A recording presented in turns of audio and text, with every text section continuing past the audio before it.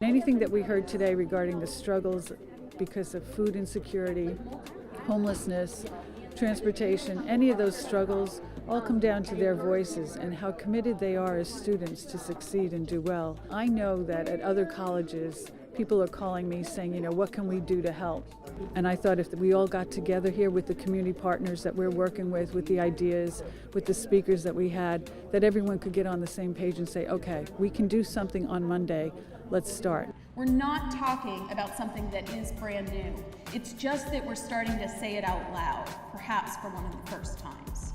It is so important to remember that I saw this at a state flagship, that my students saw this at an urban serving university, that we see this at community colleges. I feel energized. I'm always happy to find hopeful people who really want to do a lot of hard work. And this was a room full of people who do seem to get it, who seem to understand that this is going to be a difficult set of tasks, but also have some passion for doing something. Yeah. I've heard from a lot of other colleges about things that they're doing while they're building. So it's not an all or nothing. So we do emergency food services for students, but I think we could do a better job at coordinating with other offices on campus while we're getting our programs up and running, and then hopefully they can be a part of the food bank as well. So we had someone who's a student, older, non-traditional age student, who's at the table really sharing his experiences of struggling through school without financial resources. So really being able to hear directly from folks who are experiencing hunger and homelessness, but also sitting next to folks who are at other higher ed institutions and are involved in doing the work or involved in drafting the policy.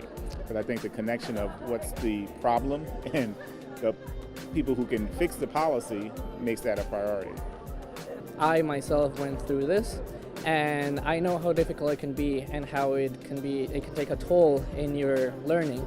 So that's part of the reason why I feel so compelled to come to this event, give my input and hear from all these people. There's a lot of ways to get the university and campus involved into understanding that there's no stigma. Everyone should receive help if they need it. How can you be the best student you can be if you're sitting in classes and you're hungry and you can't focus and you don't feel well? It was a great event. We got to meet a lot of great people and they gave us amazing ideas on how to go forth and really expand. As a result of being here today, other people from my school, Worcester State University, have come up with, we could be working through the financial aid office. Why aren't we just connecting them directly to applications for all these needs? And so that happened here today. I just think it's important. Good energy.